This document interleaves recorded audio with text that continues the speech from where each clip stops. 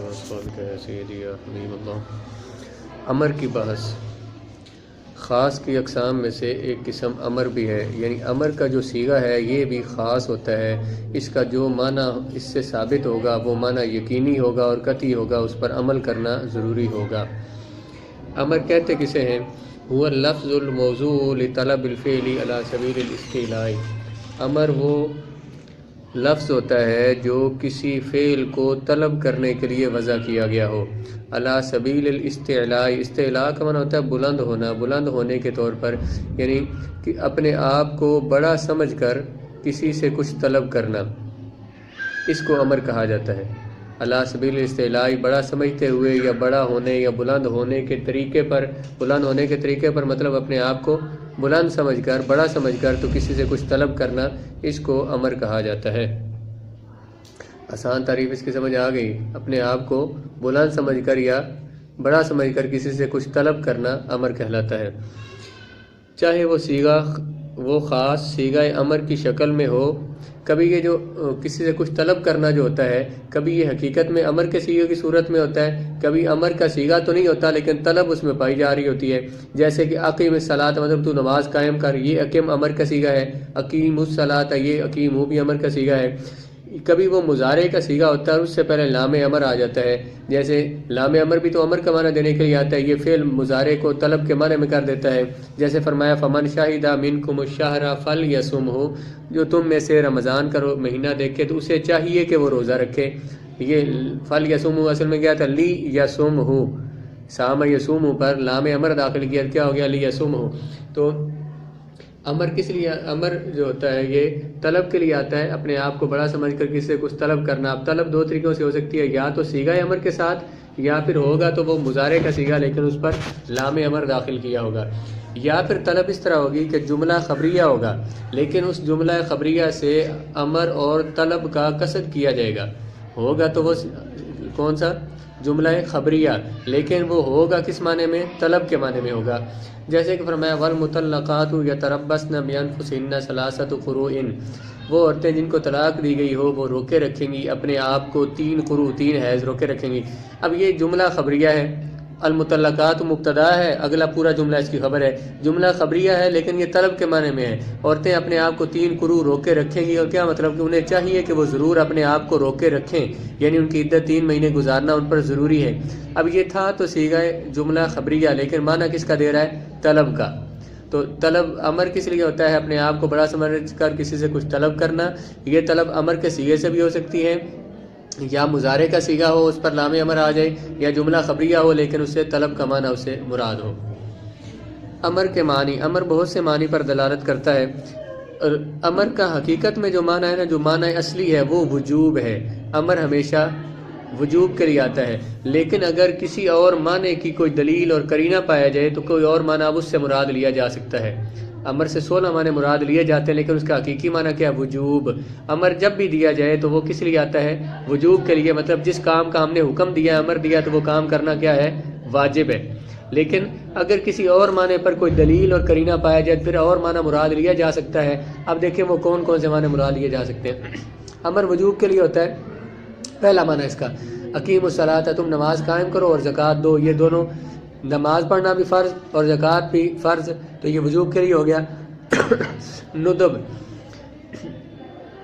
کسی کام کے مستحب ہونے پر بھی دلالت کرتا ہے، کبھی امر ہے لیکن وجوب کے لیے نہیں بلکہ مستحب کا معنی دینے کے لیے، استحباب کا معنی دینے کے لیے، جیسے فرمایا کاتبوہم ان علمتم فیہم خیرا، تم مکاتب بنا دو اپنے غلاموں کو اگر ان میں تم خیر سمجھو تو، اگر ان کو بہتر سمجھو۔ اب مکاتب بنانا، مکاتب کیا ہوتا تھا کہ کسی کا کوئی غلام ہے، اس نے اسے کہا کہ تم مجھے اتنے پیسے کما کر دے تو میں تجھے آزاد کر دوں گا، اس کو مکاتب کہتے تھے۔ تو فرمایا کہ ان پہ اگر تم ان کو بہتر سمجھتے ہو تو ان پہ انہیں مکاتب بنا دو۔ یہ مکاتب بنانا فرض نہیں تھا بلکہ شریعت نے، اللہ تبارک و تعالیٰ نے اس کی طرف ترغیب دی کہ بہتر ہے کہ تم انہیں بنا دو۔ تو یہ امر کس لیے ہو گیا؟ کاتبو، استحباب کے لیے، مستحب کے لیے۔ اباحت کے لیے، اباحت کا مطلب ہوتا ہے مباح ہونا، مباح جس کام کا کرنا بھی صحیح ہو، کیا تو اس پہ ثواب کوئی نہیں اور نہ کیا تو گناہ کوئی نہیں، وہ اس کو کہتے ہیں مباح۔ اباحت کے لیے ہوتا ہے جیسے اذا حللتم فاصطادوا، جب تم احرام سے باہر نکلو، احرام تمہارا ختم ہو جائے، حلال ہو جاؤ تم، تو فاصطادوا تو کیا کرو، شکار کرو۔ اب اصطادوا یہ شکار، یہ امر کا صیغہ ہے، تو یہاں یہ نہیں ہے کہ جب تم احرام سے نکلو شکار کرو، کوئی شکار کرنا فرض ہے، مطلب اگر تم اس وقت شکار حالت احرام میں تو جائز نہیں تھا، جب تم احرام تمہارا ختم ہو گیا تو اب تم شکار کر لو تو کوئی حرج تم پر نہیں ہے۔ تو یہاں پہ امر کس لیے ہے؟ اباحت کے لیے۔ اباحت کا معنی سمجھ آ گیا، مباح ہونا۔ مباح کیا ہوا؟ جس کا کرنا نہ تو ثواب ہو اور نہ ہی اس پر کوئی گناہ ہو۔ تحدید، کبھی امر ڈانٹنے کے لیے ہوتا ہے۔ تحدید منع حدر یحدر تحدید، ڈانٹنا، سرزنش کرنا، جیسے کہ اے ملو ما شئتم، آپ کی تو کہتے ہیں کہ اب تمہیں یا نہیں ہے تو پھر جو مرضی کرو۔ اب قرآن نے بھی ایسے کہا اے ملو، تم کرو، ما شئتم، جو تم چاہو، یہ نہیں کہ رخصت دے دیے، یہاں پر کس لیے؟ ڈانٹنے کے لیے۔ جب ہم کسی کو کہتے ہیں اس طرح سے کہ تمہیں آپ میری بات نہیں سمجھ آتی، تمہیں کوئی شرم یا نہیں ہے، بات نہیں مانتے، اور پھر جو کرو تمہاری مرضی، تو یہ جو کرو اس لیے نہیں کہا کہ یہ کرنا واجب ہے، تم جو مرضی کرو، بلکہ یہاں پر ڈانٹنے کے لیے کہا ہے۔ امر کبھی کس لیے آتا ہے؟ تحدید کے لیے، کبھی ارشاد نصیحت کے لیے۔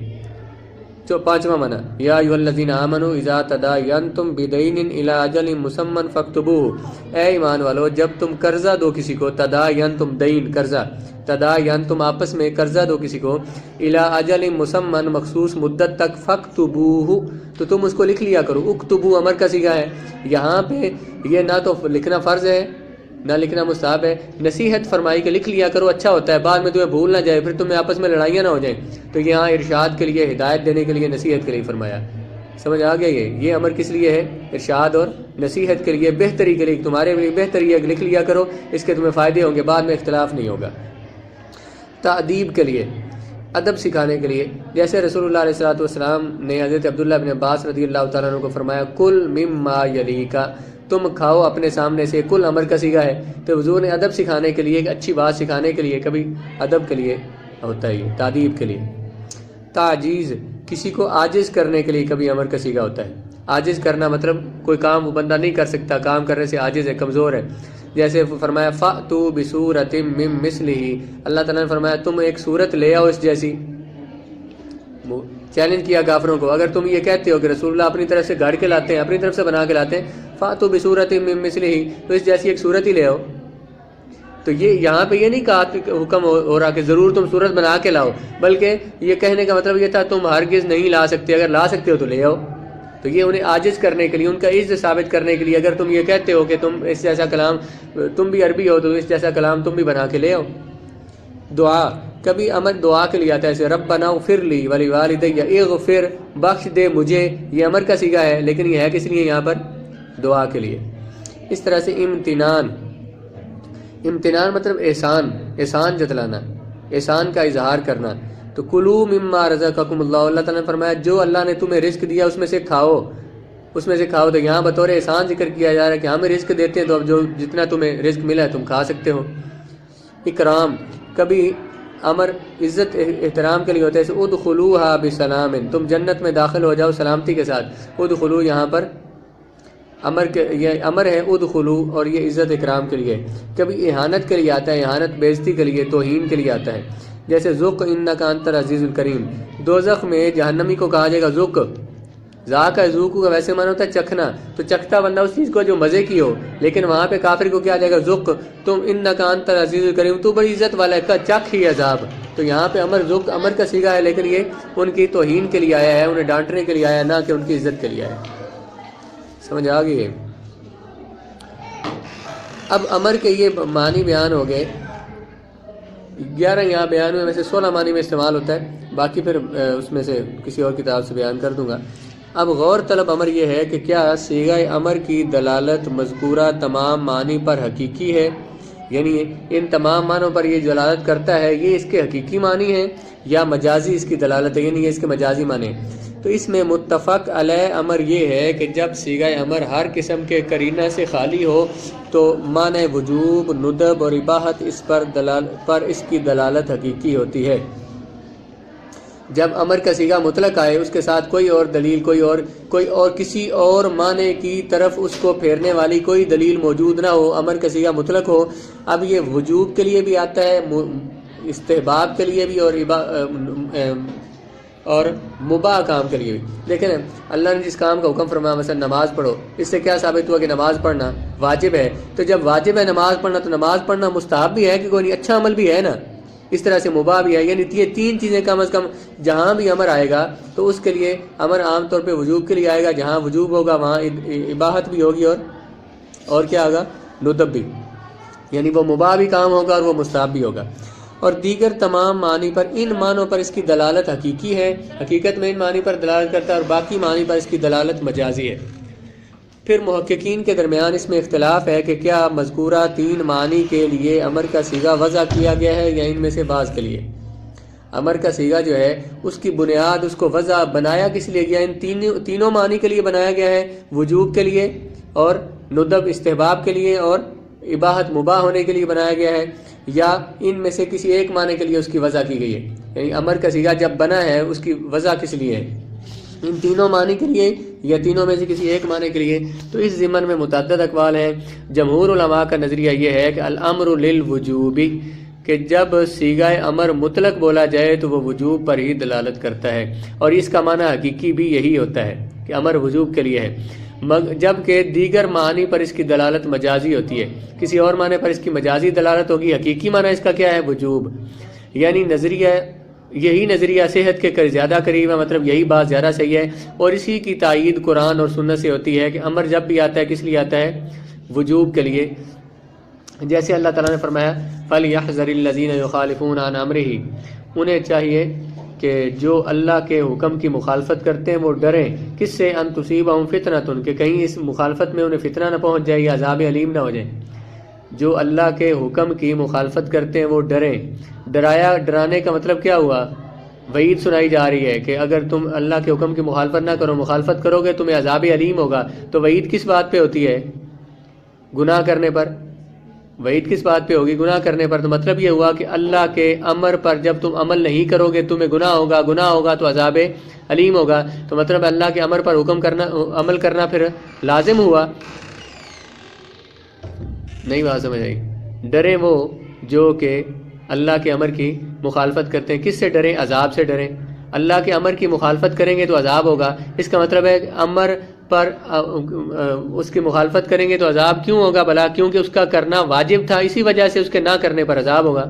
اللہ کا حکم نہ مانیں گے تو کیا ہوگا؟ عذاب. تو اس کا مطلب کیا ہوا؟ ماننا کیا تھا؟ واجب. نہ مانے تو عذاب کس پہ ہوتا ہے؟ واجب کو چھوڑنے پر. تو اس کا مطلب اس کو ماننا، اللہ کے امر کو ماننا کیا تھا؟ واجب تھا. نہ مانا تو عذاب ہوگا. تو نہ ماننے پر عذاب ہونے کا مطلب یہ ہے کہ اس کو عمل کرنا واجب تھا، عمل نہیں کیا تو عذاب ہوگا. تو امر کس لیے ہوا؟ وجوب کے لیے. کوئی نہیں تو نہیں سمجھ آئی؟ کوئی نہیں بات سمجھ آئی؟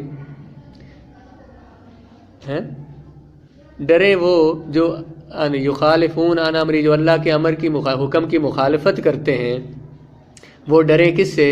اس سے کہ اگر انہیں مخالفت کی تو انہیں عذاب ہوگا. یہ مطلب ہے اس کا. مخالفت سے ڈریں، امر کی مخالفت سے بچیں. امر کی مخالفت سے بچنے کا حکم کیوں دیا گیا بھلا؟ کہ امر پر حکم پر عمل کرنا واجب تھا. جب نہیں عمل کریں گے تو عذاب ہوگا. تو عذاب کس پہ ہوتا ہے؟ فرض اور واجب کو چھوڑنے پر. فرض اور واجب کو چھوڑنے پر عذاب ہوتا ہے. تو اگر تم نے اس کو چھوڑ دیا اللہ کے حکم کو، تم پر عذاب ہوگا. اس کا مطلب ہے کہ یہ کیا تھا؟ اللہ کا حکم، اس پر عمل کرنا واجب تھا. ایسی حدیث پاک ہے کہ رسول اللہ علیہ السلام نے فرمایا اگر میری امت پر مشکل نہ ہوتی، لولا ان اشق علی امتی لامرتهم بالسواک عند كل صلاۃ، اگر میری امت پر مشکل نہ ہوتی تو میں انہیں ہر نماز کے ساتھ مسواک کرنے کا حکم دیتا. ہر نماز کے ساتھ مسواک کرنے کا حکم دیتا. ان پر مشکل تھی اس لیے میں نے انہیں حکم نہیں دیا. کہتے ہیں اس سے بھی ثابت ہوا کہ امر وجوب کے لیے ہوتا ہے، کیونکہ اگر مسواک کرنا واجب ہوتا تو امت پر مشکل ہو جاتی. مشکل کیا ہوتی کہ اگر وہ نہ کرتے تو انہیں پھر عذاب ہوتا ہے. اس پر انہیں اللہ تعالیٰ کی طرف سے انہیں عذاب ہوتا. تو حضور نے واجب نہیں کیا کیونکہ واجب پر مشکل تھی. فرمایا نا میں انہیں حکم دیتا. حکم سے مراد کیا ہوا؟ حکم کس لیے ہوتا ہے؟ وجوب کے لیے. اگر حکم وجوب کے لیے نہیں ہے، حکم وجوب کے لیے ہوتا، اسی وجہ سے حضور نے فرمایا کہ تم پر مشکل ہو جاتی اور میں نے تم پر واجب نہیں کیا. میں نے تم پر اگر واجب کرتا تو تم پر مشکل ہو جاتی. اس ارشاد نبوی سے بھی معلوم ہوا کہ امر وجوب کے لیے ہے۔ اگر ایسا نہ کیا جائے تو پھر مسواک کرنا مستحب ہوتا۔ اگر حضور نے فرمایا اگر میں حکم دیتا تو پر مشکل ہو جاتی، اگر اس کو واجب نہ سمجھتے تو پھر مسواک کرنا مستحب ہوتا اور اس میں مشقت کا پہلو بھی موجود نہ ہوتا۔ اس وجہ سے معلوم ہوا، یہاں تک بات یہ مثال کی ہوئی، یہ مثال سمجھ آئے کہ کوئی نہیں؟ حضور نے کیا فرمایا؟ لا امرتہم، میں تمہیں حکم دیتا اگر مسواک کا، اگر میں مشکل نہ سمجھتا تمہیں مسواک کا کیا دیتا؟ امر دیتا۔ تو اس سے یہ ثابت ہوا کہ اگر حضور واجب کرتے ہم پر تو مشقت ہوتی، اگر واجب نہ کرتے پھر تو مشقت ہونی نہیں تھی۔ اس کا مطلب ہے امر وجوب کے لیے ہوتا ہے۔ بسم اللہ الرحمن الرحیم۔ ہم امر کے بارے میں پڑھ رہے تھے کہ امر کے معنی کیا کیا ہے۔ تو یہ نوٹ پہ لکھا ہے کہ امر تکرار کا تقاضا نہیں کرتا، مطلب ہے جس کام کا اللہ تعالیٰ نے حکم دیا، مثلا قیم الصلاۃ امر ہے کہ تم نماز قائم کرو، تو اس کا یہ مطلب نہیں کہ یہ امر کا تکرار کا تقاضا کرتا ہے کہ بار بار تم یہ کام کرو، بلکہ امر صرف وجوب کے لیے آتا ہے، جس کام کے لیے، جس کام طلب کے لیے اور وجوب کے لیے آتا ہے، تکرار کے لیے نہیں آتا۔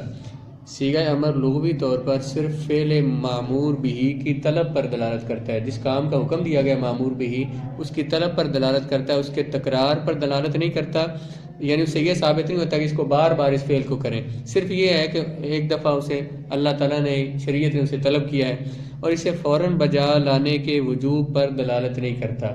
اور امر اس پر بھی دلالت نہیں کرتا کہ جو کام کہا جا رہا ہے تو وہ فوراً کریں، نہ تو تکرار پہ دلالت کرتا ہے نہ فوری وجوب پر دلالت کرتا ہے، کیونکہ امر کا مقصود صرف فعل معمور بہ کا حصول ہوتا ہے۔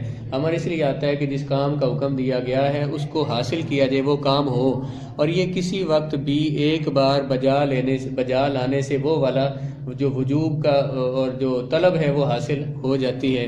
اس لیے جب صیغہ امر مطلق ہو تو وہ تکرار کے لیے، تکرار اور مبادرت پر دلالت نہیں کرتا۔ تکرار کا معنی وہی بار بار کرنا، مبادرت معنی جلدی کرنا، تکرار اور مبادرت پر دلالت نہیں کرتا۔ البتہ جب کوئی ایسا قرینہ یا ایسی دلیل پائی جائے جو تکرار اور مبادرت پر دلالت کرتی ہو تو پھر تکرار وہاں پہ ہوگا، یعنی کوئی دلیل ہی ایسے کلام میں ایسی دلیل پائی گئی جس سے ثابت ہوتا ہے کہ اس کام کا حکم بھی ہے اور حکم بھی بار بار کرنے کا ہے، پھر وہ بار بار کیا جائے گا۔ اور معنی کی نسبت صیغہ امر کی بجائے اس قرینہ کی طرف ہوگی، مطلب کہ جب کوئی ایسا قرینہ اور دلیل پائی جائے جو تکرار پر دلالت کرے تو اب معنی میں اس قرینہ کا لحاظ کریں گے، اس دلیل کا لحاظ کریں گے، امر کے لفظی جو صیغہ ہے اس کا لحاظ نہیں کریں گے بلکہ اس معنی کا لحاظ کریں گے۔ جیسے اللہ تعالیٰ نے فرمایا فمن شہد منکم الشہر فلیصمہ، جو تم میں سے پائے یا دیکھے رمضان کے مہینے کو فلیصمہ، اسے چاہیے کہ وہ روزہ رکھے۔ اس کا یہ جو لیصم امر کا صیغہ ہے تو یہ دلالت کرتا تھا کہ روزے رکھنا ضروری ہیں۔ اب یہ تو روزے کی فرضیت پہ دلالت کرتا ہے، یہ صیغہ امر ہے، اور اس بات پہ دلالت کرتا ہے کہ روزہ رکھنا واجب ہے۔ اس سے صرف اتنا ہی ثابت ہوتا ہے کہ روزہ رکھنا واجب ہے، اللہ تعالیٰ ہم سے روزے کا رکھنا طلب کر رہا ہے، لیکن اس سے یہ ثابت نہیں ہوتا کہ ہر سال روزے رکھیں، جب بھی رمضان آئے تو روزہ رکھیں، اس سے یہ ثابت نہیں ہوتا۔ یہ ثابت کس سے ہوتا ہے؟ من شہد منکم الشہر، جو بھی رمضان کا مہینہ دیکھے، جو بھی رمضان کا مہینہ دیکھے، جب بھی رمضان آئے گا تو پھر روزہ رکھنا پڑے گا۔ تو امر تکرار کے لیے نہیں ہے، یہ ایک اور ساتھ دلیل ہے جو اس بات پہ دلالت کرتی ہے کہ اس امر میں تکرار ہے، یعنی جب بھی رمضان کا مہینہ آئے گا تو ہمیں بار بار ہر رمضان کے مہینے میں روزے رکھنے ہوں گے۔ تو کیا کہا کہ امر کا صیغہ تو صرف وجوب پر ہی دلالت کرتا ہے، لیکن اگر اس کے ساتھ کوئی ایسی دلیل پائی جائے جو تکرار پر دلالت کرتی ہو تو اب امر کے صیغے کو نہیں دیکھا جائے گا بلکہ اس دلیل کی وجہ سے اس کے معنی کا خیال کرتے ہوئے اس امر میں تکرار پایا جائے گا۔ اس آیت طیبہ سے بظاہر یہ معلوم ہوتا ہے کہ امر معمور بہ، یعنی وہ معاملہ جس کا حکم دیا گیا ہے یعنی روزے رکھنا، اس کے تکرار کی طلب پر یہ دلالت کرتا ہے۔ بظاہر تو لگتا ہے کہ یہ تکرار کی طلب پر دلالت کرتا ہے کہ بار بار روزے رکھو، لیکن در حقیقت یہ تکرار امر کے صیغے کی وجہ سے نہیں ہے بلکہ شرط کے تکرار کی وجہ سے۔ فمن شاہد، من شرطیہ ہے، اس شرط کے تکرار کی وجہ سے روزے میں تکرار پایا جا رہا ہے، امر کے صیغے سے تکرار ثابت نہیں ہوتا۔ کیونکہ روزے کی فرضیت کے لیے رمضان المبارک کا ہونا شرط ہے، تو یہ شرط جب بھی پائی جائے گی تو پھر رمضان کا روزہ رکھنا پڑے گا۔ تو اس لیے یوں ہی رمضان المبارک کا چاند طلوع ہوتا ہے تو وہ روزے کے وجوب کو بجا لانے کا تقاضا کرتا ہے، لیکن روزے کا وجوب امر کے صیغے سے ثابت ہوا، تکرار امر کے صیغے سے ثابت نہیں ہوا، اس شرط کی وجہ سے ثابت ہوا۔ جب وہ شرط بار بار پائی جائے گی تو وہ روزہ دوبارہ رکھنا پڑے گا۔ ایسے مثلا نماز ہے، اللہ تعالیٰ نے فرمایا کہ وہ صلاۃ نماز پڑھو۔ ہم نمازیں ہم دن میں 5 بار پڑھتے ہیں، ہر روز پڑھتے ہیں، ہر روز پڑھنا ضروری ہے۔ یہ اقیموا کے صیغے سے یہ ثابت نہیں ہوتا کہ ہر روز نمازیں پڑھنی ہیں، اس سے ثابت صرف یہ ہوتا ہے کہ نماز پڑھنا فرض ہے، بس نماز کی ادائیگی واجب ہے، بس اس سے یہ ثابت ہوتا ہے۔ یہ جو بار بار روزانہ نماز پڑھنی ہے، یہ کیوں؟ یہ کس سے، یہ تکرار کہاں سے آ گیا؟ کہتے ہیں یہ تکرار اس وجہ سے آیا کہ اللہ رب العزت نے خود نماز میں اوقات بیان کیے قرآن مجید میں کہ اقم الصلاۃ لدلوک الشمس الی غسق اللیل وقرآن الفجر، کہ کس کس وقت میں نماز پڑھو۔ تو نماز کے اوقات اللہ تعالیٰ نے ادھر بیان کر دیے، حدیث پاک میں بیان ہو گئے۔ تو یہ جو وقت ہے یہ نماز کا سبب ہے، تو یہ جو وقت سبب ہے نماز کا، تو جب بھی سبب کا تکرار پایا جاتا ہے تو اس وجوب کا تکرار پایا جاتا ہے۔ جیسے اس مثال میں کیا کہا کہ شرط کے تکرار کی وجہ سے بار بار روزہ رکھنا پڑتا ہے۔ نماز کا وقت کیا سبب کیا ہے؟ وقت، جو وہ وقت پایا جاتا ہے، سبب کا تکرار ہوتا ہے تو اس نماز کا تکرار ہوتا ہے، ورنہ اقیم الصلاۃ جو امر کا صیغہ اقیموا، اس سے تکرار ثابت نہیں ہوتا، اس سے صرف یہ ثابت ہوتا ہے کہ نماز کی طلب ہے کہ نماز پڑھو، نماز کا پڑھنا واجب، بس اس سے ثابت ہوتا ہے۔ یہ آگے لکھا ہوا ہے اسی طرح وہ اوامر اور وہ واجبات جن کی ادائیگی محدود اوقات کے ساتھ مختص ہے، جو محدود اوقات میں ادا کرنے وہ مبادرت کا فائدہ دیتے ہیں، جلدی، یعنی جن واجبات کا وقت محدود ہوتا ہے تو ان کا جب اللہ تعالیٰ نے حکم دیا تو وہاں مبادرت اور جلدی کا فائدہ تو دیتے ہیں، مگر مبادرت کی نسبت یہ جلدی والا معنی صیغہ امر سے نہیں ثابت ہوتا، بلکہ اس محدود وقت کی وجہ سے ہوتا ہے جس وقت کے گزرنے سے وہ پھر فعل جو ہے، وہ عبادت جو ہے وہ مکمل طور پر ادا نہیں ہو سکتی۔ جیسے نماز ہے، اب نماز کا حکم ہے اقیم الصلاۃ، نماز پڑھو، اس سے صرف وجوب ثابت ہوا، لیکن یہ جلدی فوراً کیوں پڑھو، جو وقت شروع ہو جائے کیوں پڑھو، یہ اس سے ثابت نہیں ہوتا۔ یہ ثابت ہوتا ہے کہ اللہ تبارک و تعالیٰ نے رسول اللہ علیہ السلام کی حدیث میں بھی ہے کہ فرمایا کہ وقت پہ نماز پڑھو۔ تو سورج کے طلوع کے بعد سورج کے غروب کے وقت یہ جو اوقات بیان کیے گئے ہیں، تو یہ اوقات اس الگ آیات سے ثابت ہوتے ہیں، اس سے یہ ثابت نہیں ہوتا کہ نماز کو جلدی بھی پڑھو، وقت کے اندر ادا کرو۔ اس پہ اور نصوص موجود ہیں، یہ صرف اس بات پر دلالت کرنے کے لیے کہ نماز پڑھنا واجب ہے۔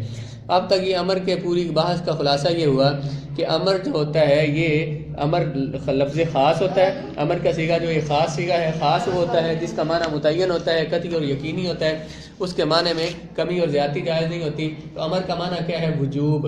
امر کسی ہے کہ جس کام کا حکم کیا جائے وہ کام کرنا واجب ہوتا ہے، اور اس کے علاوہ اور معنی بھی ہیں لیکن اس کا حقیقی معنی وجوب کا ہے۔ اگر کسی اور معنی پر کوئی دلیل پائی جائے گی تو پھر وہ والا معنی مراد لیں گے، ورنہ امر کا معنی وجوب کا، امر وجوب کے لیے آتا ہے۔ اگلی بات یہ آگے کہ امر تکرار کا تقاضا نہیں کرتا اور مبادرت اور جلدی کا تقاضا نہیں کرتا، امر سے صرف وجوب ہی ثابت ہوگا۔ یہ جو تکرار جو عبادات کا ہوتا ہے یا کسی عبادت میں جلدی کا حکم ہوتا ہے، یہ اور دلائل قرائن کی وجہ سے ہوتا ہے، قرینوں کی وجہ سے، جیسے کوئی شرط کا تکرار ہوا تو اس فعل کو دوبارہ کرنا ہے، یا پھر اس کا سبب کا تکرار ہو تو پھر اس فعل کو بار بار ادا کیا جائے گا۔